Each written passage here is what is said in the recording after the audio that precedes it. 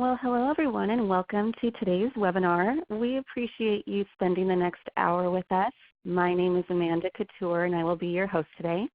Please feel free to contact me with any assistance that you need or questions you have along the way by typing into the chat box or by sending an email to support@kit.org.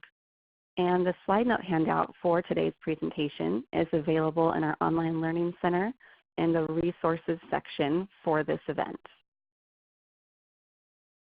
And today we do not have live captioning available for this webinar. However, we will be recording the webinar with captioning and we'll upload it to our YouTube channel within 48 hours. We will send out a link to the recorded webinar with captions when it is ready to view. If you require an accommodation and would like to participate live, sorry about that, please click the link in the chat box to access a copy of the presentation with the speaker notes to follow. And I'll go ahead and I'll put that link in here right now for you guys.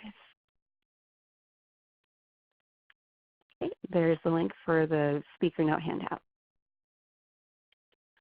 Okay, today's webinar is Top Trends in Disability Inclusion in 2018. And your presenter today is Alissa Marotto. Alissa is our Research and Evaluation Director at KIT. She has been with us for 12 years.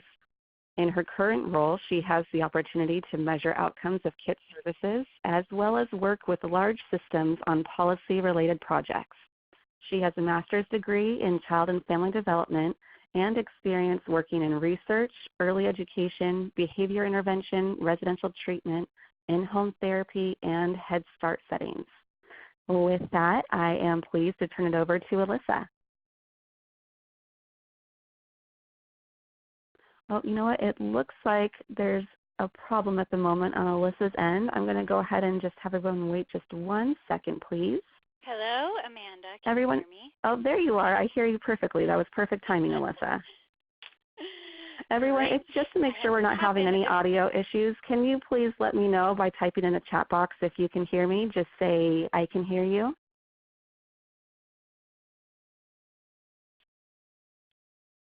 Okay, lots of responses. That's great. Okay, thank you guys. I'm ready to turn it over to you, Alissa.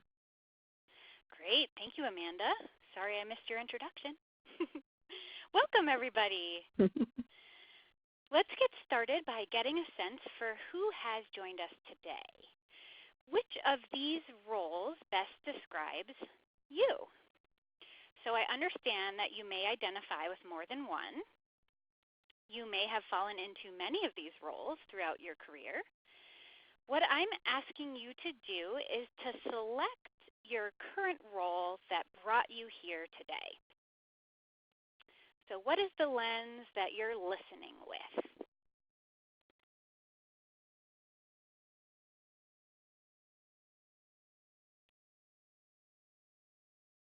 Okay, give everyone another moment to select their role.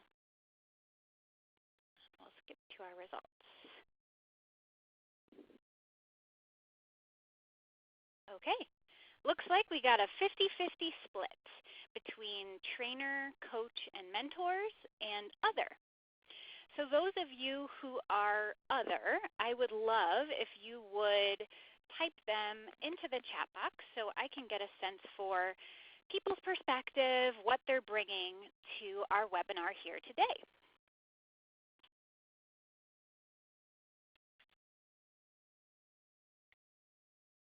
We may have some folks who are not yet familiar with our organization, so I will briefly explain who we are and what we do. Kids Included Together is an organization that helps other organizations meaningfully include kids with disabilities. There are many ways that we do this. We offer online training, on-site training, coaching and consultation, as well as policy development and support. We recently celebrated our 20th anniversary, and in that time we have had the honor of supporting 543 organizations that represent community agencies, state agencies, national organizations, school districts, arts and recreation, military programs, really anywhere that children and youth are, we want to help create and sustain inclusive communities around them. In our work, we want to be able to share what we've learned with more people and begin a national conversation about disability inclusion. We really want to share our passion as broadly as we can. Today is an exciting day because it marks the official launch of our Disability Inclusion Trends practice. We're absolutely delighted that you could join us. At KIT, one of our core beliefs is that knowledge is embedded in social relationships. It's most influential when it's shaped collaboratively. What we're hoping to do today is to get a group conversation going in the chat box to help us shape our knowledge about the trends. There's going to be a few times in the presentation that we'll ask a question, and it will come up as a chat question, but please feel free to share your thoughts along the way with one another.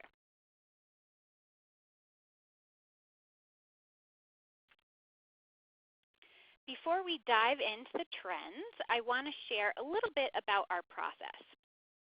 We wove together three main sources of information. We pulled recent media stories, peer-reviewed research published in the last 2 years, and data from our own work over the past few years, which included over 600 trainings we looked at, 100 online courses, 300 visits to different programs, and 2,000 Sports Center calls. What we did was we selected the trends based on whether there was evidence of them in all three of these sources. For example, when we looked at trend 1, we saw evidence of it in media coverage in business and education. We saw research articles that really focused exclusively on the topic, and we also saw it coming up in our own work. Today, I will briefly highlight some of the evidence that we looked at and ask you to chat about how it relates to schools and programs in your community. Here we go. Okay, maybe.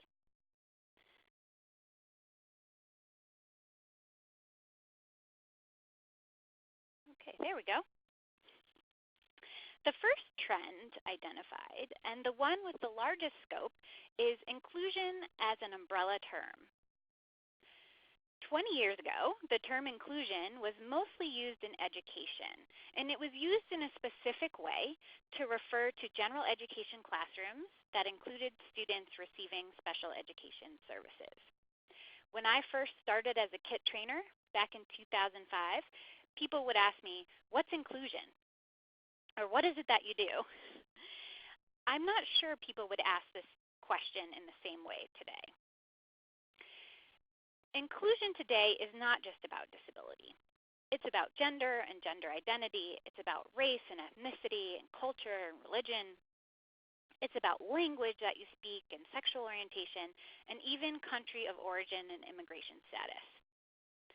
What is known as diversity, equity, inclusion, or DE&I that you see up there in the umbrella has become a focus across different sectors. So we're not just seeing this in education, but we're seeing this in business, and we're seeing this in healthcare, and we're seeing this on social media, and we're seeing this everywhere. What we've seen is that inclusion has become synonymous with social justice. Inclusion captures this ever-expanding idea of what diversity means for our time, of efforts to combat pervasive discrimination, and agendas that focus really on rights and access across those different things that fall under the umbrella.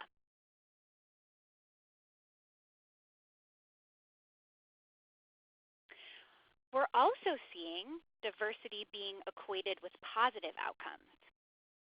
One example from business is diversity being associated with economic advantage. There's a report called Diversity Matters from McKinsey & Company, and this report really describes the findings that companies that have more gender diversity are 15% more likely to outperform their competitors. So what this means, outperform, means they're 15% more likely to have financial gains above their respective industry means. So when companies have gender diversity, they're 15% more likely to outperform. And when they have racial and ethnic diversity, they're 35% more likely to outperform. The more companies commit to diversity, the better able they are to recruit top talent, to improve their customer relations. Their employees tend to have higher job satisfaction, and they also make better decisions. People are looking for diverse companies. They're looking to work at diverse companies, and they're also looking to support diverse companies when they spend money and when they purchase services.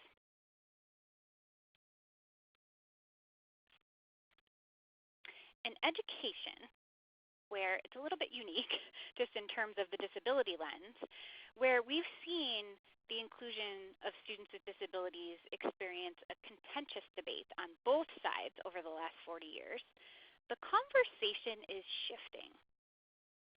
It's not just about students with disabilities. We're starting to see the conversation be about how inclusive education intersects with other equity-oriented reform efforts.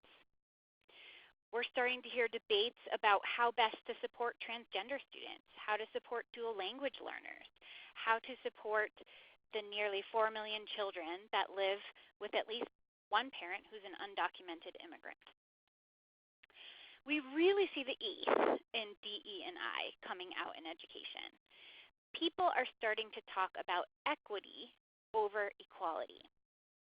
Instead of giving everyone the same opportunities, like we see here on the left-hand side, where all of these students have high standards. It's exactly the same. It's focusing to equity, where people have what they need to be successful. So we see here on the right-hand side that these three students need different things to reach this level of success. Equality on this side only works when everyone's starting from the exact same place and needs the exact same thing. And we know from reality that students really are starting from really diverse places, and they need really, really different things. Hence, the focus is now on equity, or giving students what they need to be successful, rather than giving them all the same thing.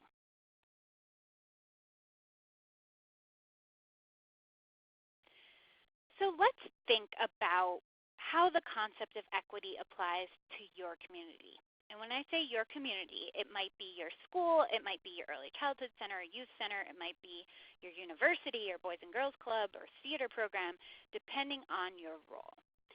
So I'm going to bring up a poll in a moment, and I want you to reflect on where your community seems to be. Where is the thinking on whether children and youth should be treated equally or equitably? I'll give you an example. When most people value equality, you might hear things like, it's not fair to the other students that she gets all the teacher's attention. Versus, when most people value equity, you might hear something more like, how can we dedicate the time needed for students who've had experience of trauma to feel safe in the classroom? Or you may have noticed a mix of both perspectives. In addition to the poll, I invite you to expand on your experience in the chat box. Give everyone another moment. Let's skip to our results here. Okay. So it looks like around half of us have experienced a mix of both perspectives. And we have some folks who have experienced where a lot of people, the conversation is more about equality, making sure that it's quote unquote fair, that everybody gets the same opportunities. And then there's quite a few who are experiencing a culture and a place where most people value equity over equality. And I love to see that, and I think that that is what we're going to be seeing more and more as this conversation continues to shift.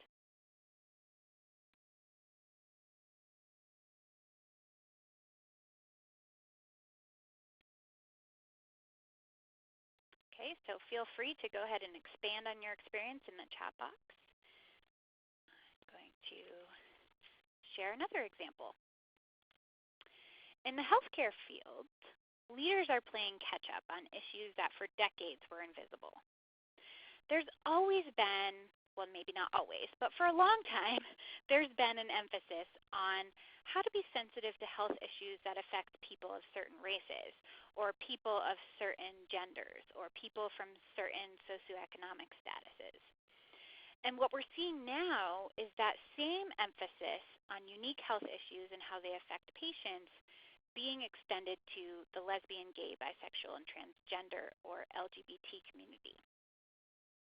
And medical training itself is starting to shift. I read quite a few articles about how the medical training is now including information and acknowledging the role of bias. It's really trying to target students to help them unlearn habits from a time when those in the LGBT community were supposed to be invisible. What we saw time and time again as we looked across these three sources of information, the media, peer-reviewed research, and our own data, is that disability and inclusion now shares the stage with several other diversity and inclusion reforms. Reforms that are committed to social justice and grounded in a rights and access perspective. And don't get me wrong, this is quite positive. Right? It's really a positive thing that people are more aware of social justice issues. However, what we're seeing also is that disability is in a lot of ways still playing catch up. And a lot of times it's an afterthought in larger diversity and inclusion conversations. Because we're seeing this really big umbrella that encompasses diversity, equity, inclusion across all these different domains, sometimes disability is getting left behind or is just thought about afterwards instead of at the forefront of these efforts.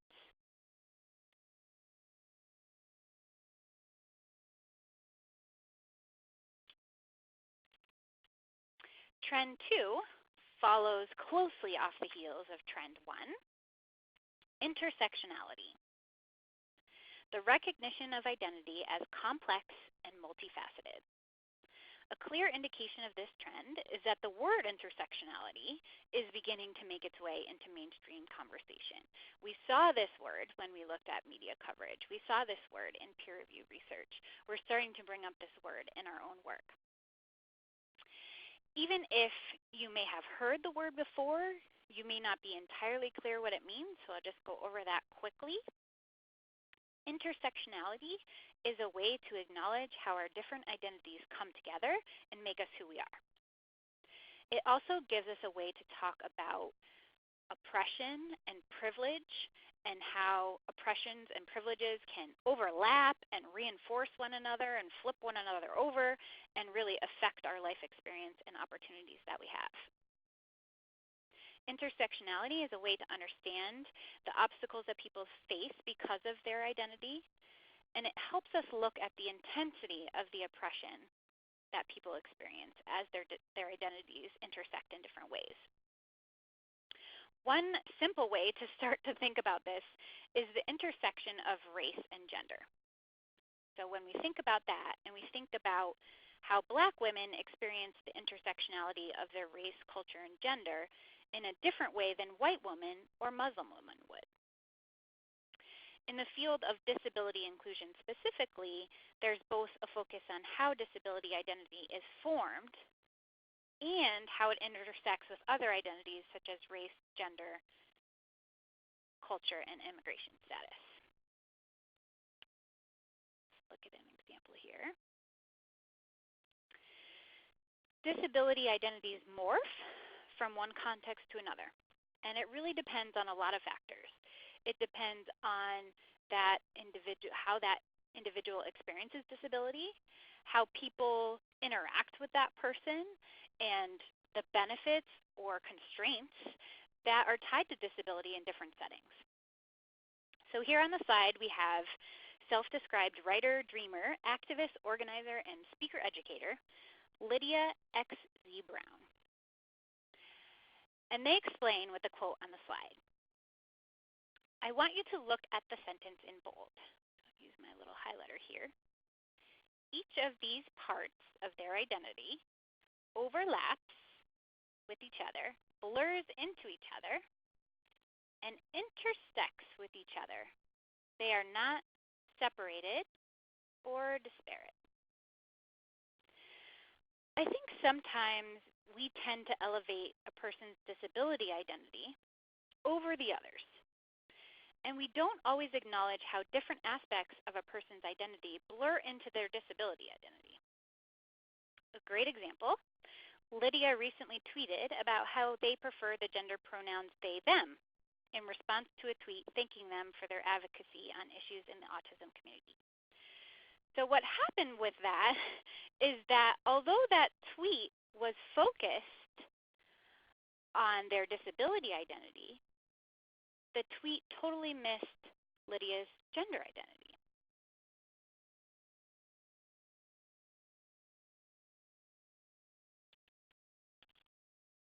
Let's look at how intersectionality might affect a student in school. Disproportionate discipline outcomes are nothing new. They're widely documented, a well-known reality of the U.S. school system. This chart shows findings from the U.S. Government Accountability Office, and this report was actually just released in April of 2018. And the chart on the slide shows an analysis of national civil rights data for the 2013-14 school year, which is the most recent data we have available. So the chart, what it's showing us is whether each group of students was underrepresented or overrepresented among students who were suspended out of school. So what we see is that Black students, boys, and students with disabilities were disproportionately disciplined, which means they received more suspensions and expulsions in their schools. And something to note about this is that these disparities persisted regardless of the level of school poverty, regardless of the type of public school that the students attended. So let's just look at an example here. So Black students accounted for 15% of students, of all public school students, but represented 39% of students who were suspended from school. So they were overrepresented by 23 percentage points. When we think about intersectionality and how a student's multiple identities may affect their experience, let's consider a Black boy with a disability. So we're seeing overrepresentation on all three of those identity points, and how that student is significantly more likely to experience disciplinary action than a white female student without a disability.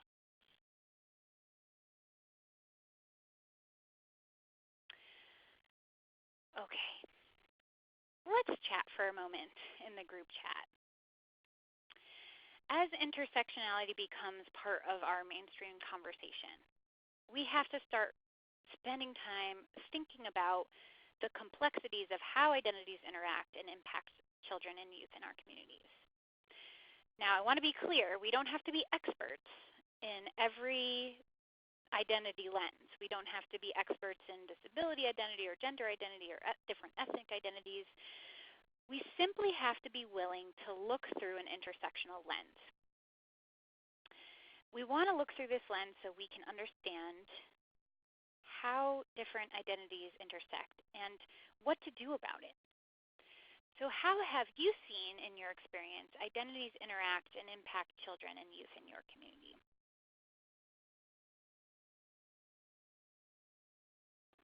I'll give everyone a moment. I'll be silent for a moment so you can think before I move on.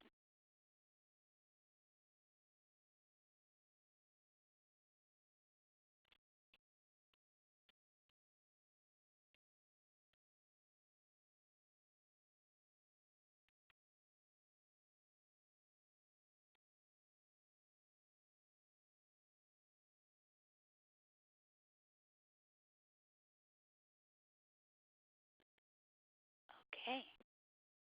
So I'll let you continue to marinate on that and kind of get that conversation going in the chat box about what you've observed with the group.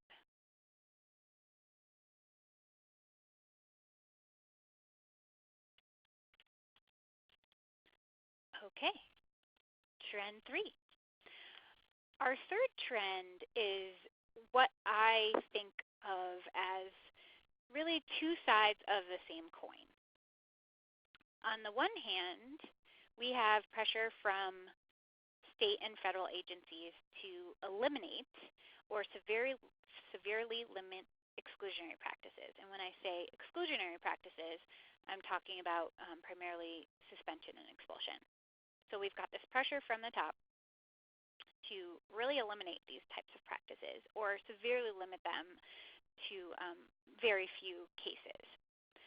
And on the other hand, we have report from teachers and child and youth professionals that they're seeing an increase in the number of children and youth with behavior challenges. So a good example of this that we read about in the media was a national survey of over 20,000 teachers.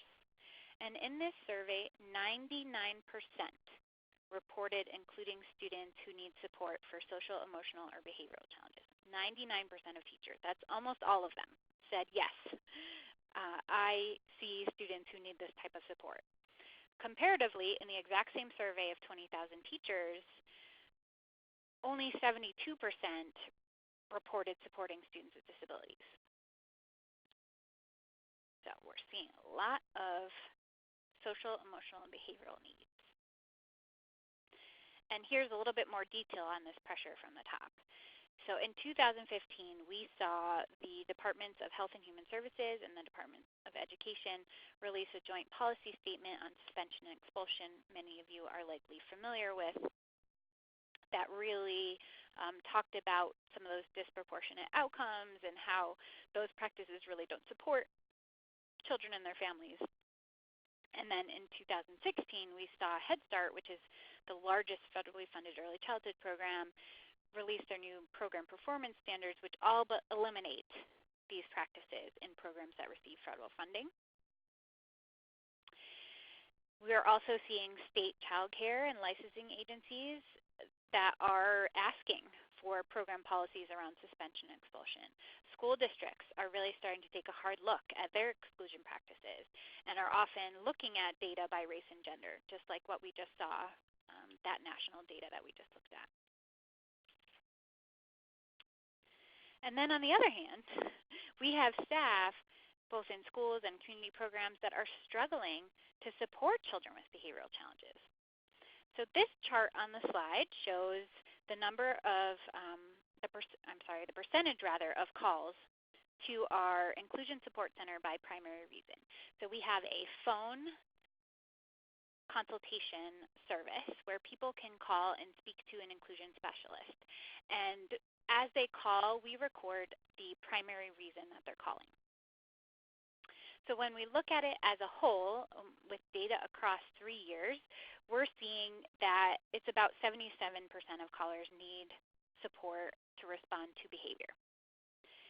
When we break it down by year, we see something interesting. So this is only data from January through May, so I could compare 2016, 17, and 18. So when we look at 2016, we see behavior was about 71% of the calls. And then in 2017, this jumped to 80% and is holding steady at 79% this year. So we did see in the data this jump that anecdotally people describe to us quite frequently in our work, is that we're just seeing more.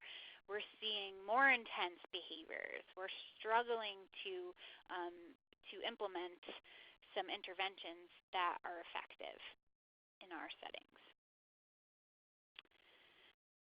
So where does this leave us? Let's see. What we are noting is that programs are left in this space between not being able to suspend or expel children and limited training and resources to address children with increasingly complex needs. So they're here, they may be a lot of them here, where they have these limitations on exclusion and they have limited training and resources and children with increasingly complex needs. And then where they need to be, which is a place where they have a really robust behavior support framework and intervention, adequate training and resources, and social emotional support. And we're certainly moving in the right direction. I want to be clear. Suspension and expulsion, we know, don't quote unquote work. They don't teach skills. They don't support the children and youth. They don't support the families. And we're at this place where we really have an opportunity to find a better way. But in the meantime, we're seeing a little bit of this struggle in the short term while we're seizing this opportunity.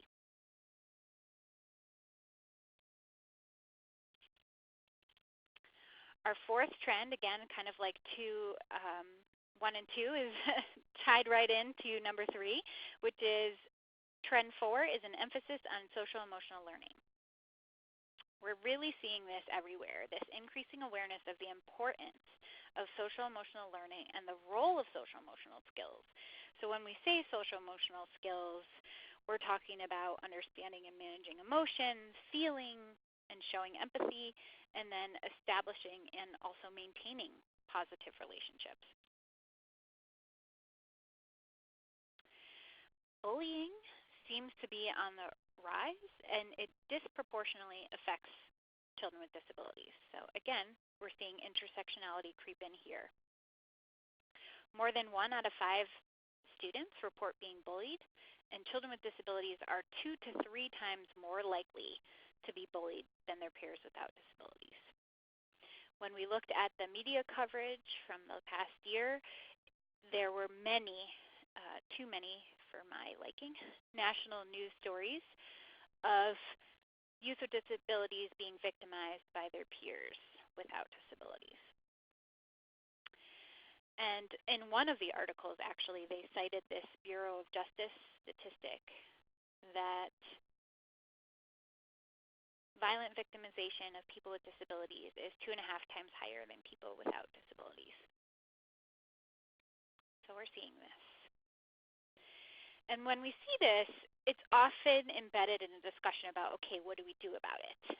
And in that discussion, we see preventing and reducing bullying really requires a focus on the social, emotional, and moral climate of the school, as well as the social and emotional competence of the entire school body. So we're starting to see schools spend and invest more in social emotional learning.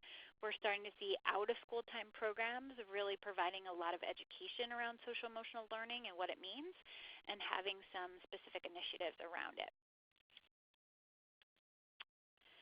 Here is some of the trends that our trainers see when they're out there in the field.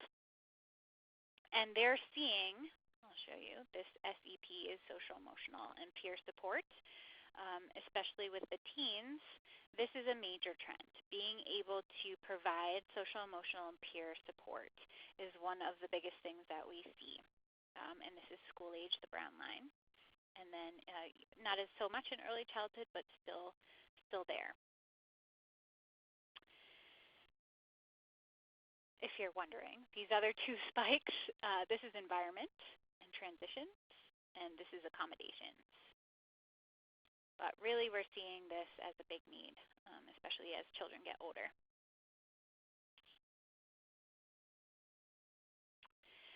When we drill down further into the calls that we receive, we see social emotional needs again. Remember I told you that 77% of the calls over the last 3 years had behavior as the primary reason? Well, we also note the specific reason. So the primary reason is kind of what they tell us initially, and then after the call, we also put in the specific reason. So what was the underlying thing, essentially, that they were calling about? And we see in 47% of the calls, it's about a social emotional need. And the way that we think about that is the child or youth's ability to recognize and respond to emotions in themselves and others.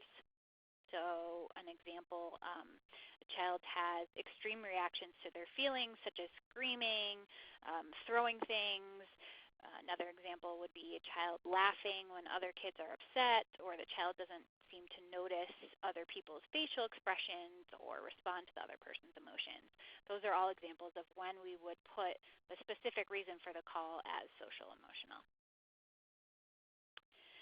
Difficulty coping with emotions in a group environment is a huge influence on behavior and a big reason why programs are focusing on social emotional learning. So in a moment, I'm going to ask you where you would rate your community with regards to focus on social emotional learning. Would you say your school or program is kind of starting to plan for it, working on it, has it well established, or is it really a best practice and is seeing results? So I'll let you tell us where you feel your community might be.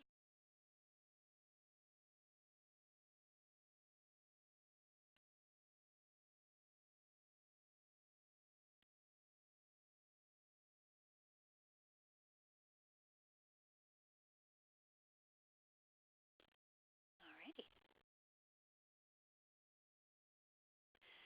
So it looks like a good percentage have this as an established practice. That is awesome, and I think, again, reflective of this trend where it's getting more and more emphasis and more attention in different settings and in different places where children and youth are. And we still see people that are planning for it and working on it.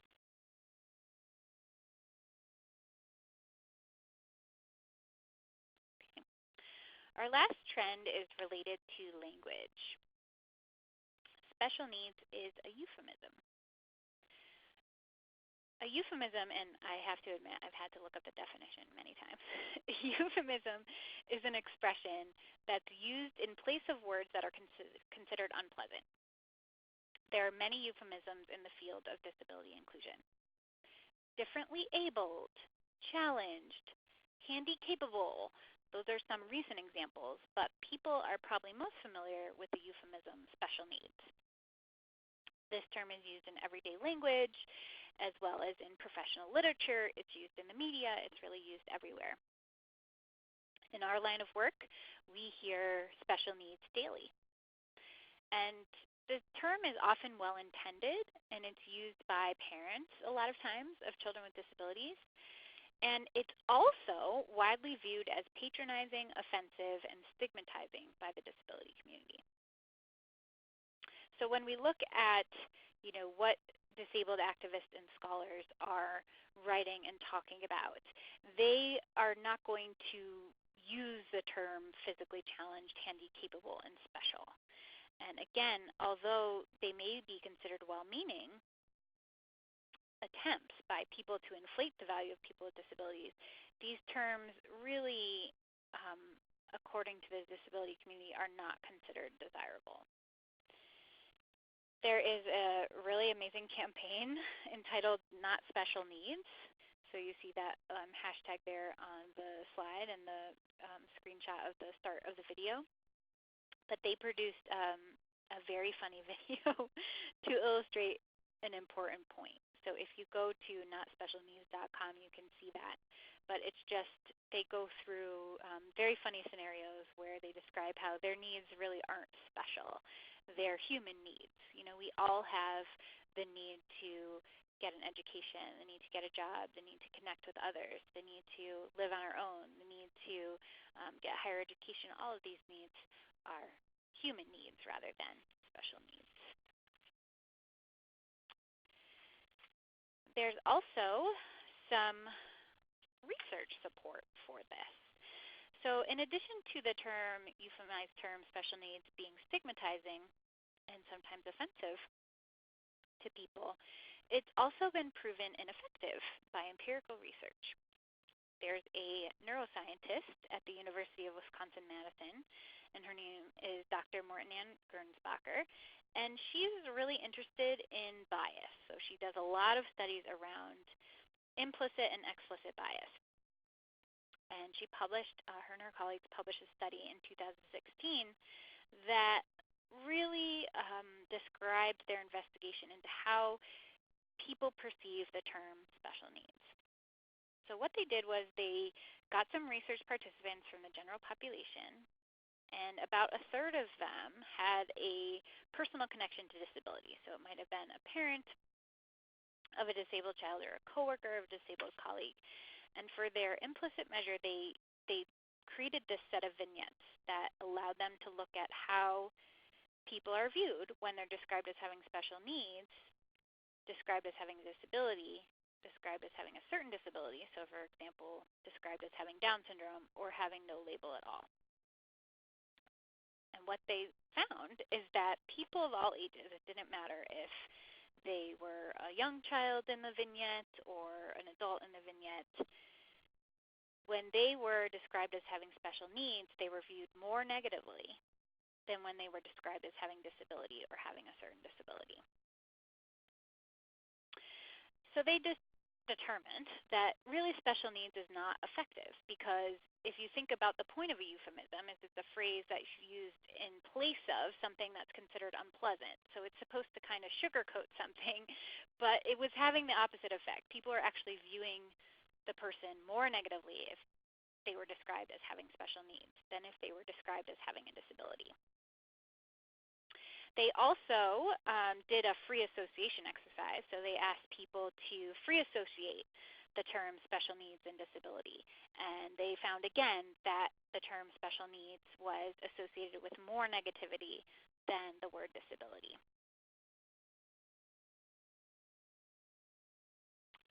Okay.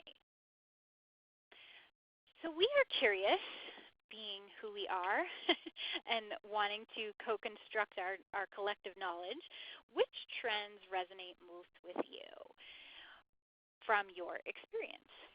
So I'm going to have you take a moment and select the trends that are most prominent for you from where you sit. And you can select more than one if you have more than one that resonates with you.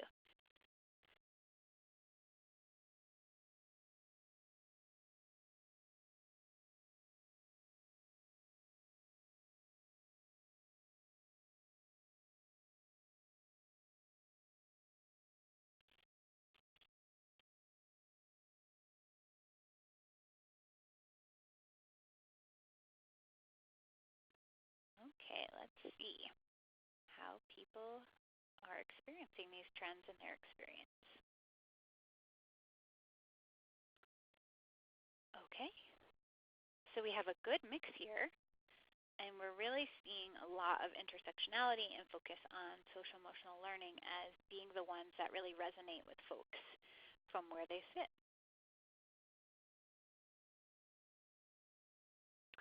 I wanted to share the kit.org/trends URL as something that you can share widely. You can share with your friends and share with your colleagues, and just start a conversation about what you've noticed. Start a conversation about, so okay, we know this is a trend. How do we leverage this trend? How do we use it to get more resources? How do we use it to move the needle in that social justice direction? And what are the implications? How can we adapt our practices to be in line with what we're learning and what we're seeing?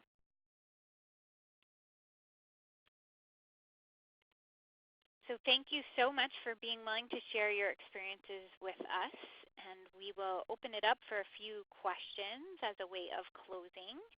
Or you can also just share an insight that you had during our discussion, something you noticed or were able to connect to your experience, and any questions that you had as we went through the trends. So I will turn it over to Amanda, and she can be our moderator as people go ahead and type in their thoughts. Great. Thank you so much, Alissa. And as Alissa said, if you do have any questions, please feel free to type them into the chat box on the left side of your screen. And we'll answer as many as we have time left to answer. Looks like we've dedicated a full hour for this webinar, so we have 15 minutes. So If you're worried about posting a question that you think might open up a whole bucket of worms, I think it's okay. You're free to go. Type away your questions, and we'll be happy to answer them. And if there's any questions that we do not have time to address, we'll be sure to do so later on via email. And if there's anyone who's watching this recording, you can email your questions to support@kit.org, and our presenter, Alissa, will be able to email you a response. And while we're waiting for some questions to come in, I wanted to let all of you know that following this session, you'll be able to take a survey about this experience with the webinar today. So you'll be able to do that through our online learning center. So please feel free to take a moment and give us your feedback on how you felt this session went, and that'll also help us inform our future practices as we continue to develop more content and present future webinars. We're going to go ahead and give everyone just a minute or two to see if we have any questions coming in.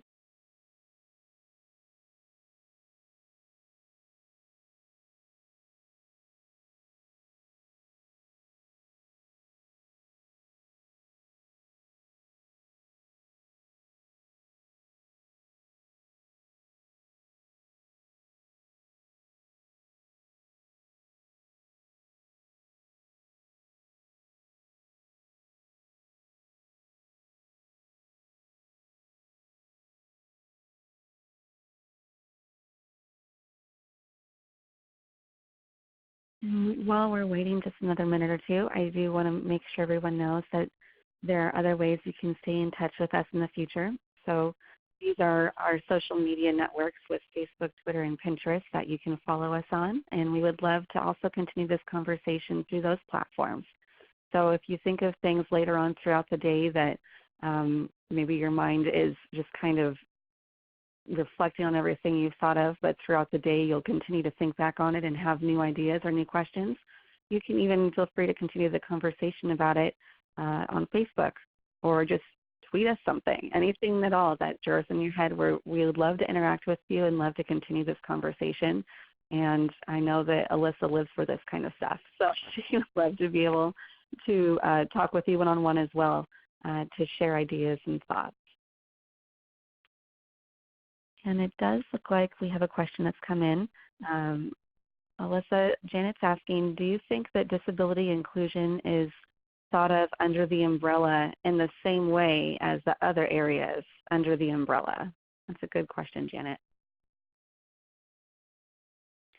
That is a great question, Janet. And I think, as I mentioned, as we really looked at this and we thought about it from different angles, and we read articles and we looked at what was in the research and what we were hearing from the field, a lot of times it is more of an afterthought. I think when people think about, I'll go back to our umbrella here, when people think about diversity, equity, and inclusion, I think they're thinking a lot of times about race, a lot of the time, or ethnicity or culture or gender. And then I think some of the gender identity and sexual orientation things come to mind, and then people may start to think about disability as well. And one of the experiences that we've had just about at national conferences is there might be a session on diversity, equity, and inclusion, and they don't talk about disability at all. So I think if you are in the field like we are, and this is your passion, of course you're thinking about disability inclusion in the same way. However, if it's maybe not something you're as familiar with, it's not one of the identity lenses that you think about frequently, it may not be at the forefront in the same way as some of the others. And I think also there's a lot of social media and other types of things, such as the Black Lives Matter movement and the Me Too movement, that are bringing some of the other DE&I issues to the forefront in a larger way, if that makes sense.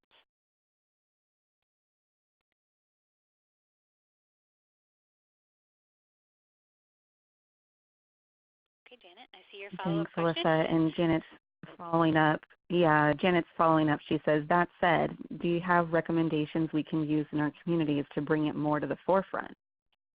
That's a good follow-up. Absolutely. And I think that it is an opportunity for us those of us that have this lens and have this mindset to be the voice, to say when there's a session on diversity, equity, and inclusion, hey, let's talk about disability inclusion. Hey, let's think about how these issues affect people in the disability community. Going to those conference organizers and saying, hey, I noticed this session really didn't address this whole facet of diversity. And when we think about 20% of our population is people who have a disability, we're talking about a lot of people and a huge issue that should not be an afterthought but should be a forethought. So just putting voice to it and just being willing to stand up and say it, I think is something that we can do to bring it more to the forefront.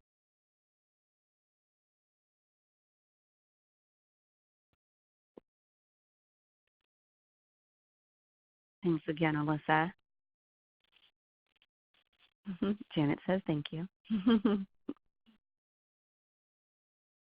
All right, well, we'll just wait another minute and see if anyone else has anything.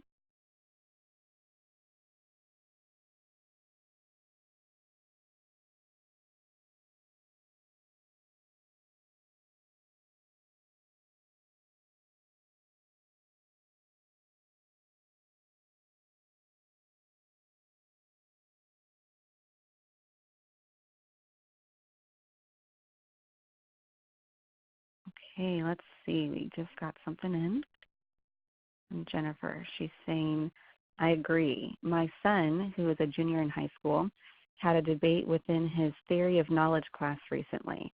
They were discussing, disability, equity, and the identity. Is that what it is? Sorry. I may be messing up that acronym. Sorry. There we go. The big I. I should have gotten that one. They were discussing DE and I. Basically, he surprised even himself when he spoke up about disability inclusion. There is a person who is on the autism spectrum in the class, and he thanked my son afterwards for stating what he did about disability. Yeah, absolutely. And I don't think there's ever any malintent. I think that people just, this isn't their lens, and this isn't their, if it isn't their experience, they don't necessarily bring it up. And there are, as I mentioned, 20% of our population, so even if it doesn't affect us personally, it touches our lives in different ways. We have friends who have disabilities. We have friends who have children with disabilities. We have colleagues with disabilities. And so we should be having this conversation and bringing it up. So absolutely. Good for your son, Jennifer.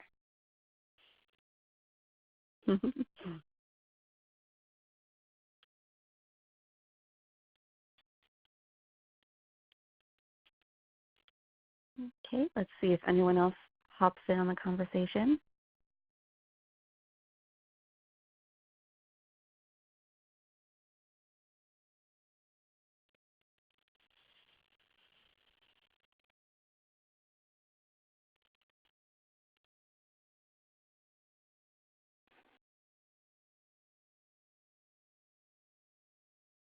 Okay, it looks like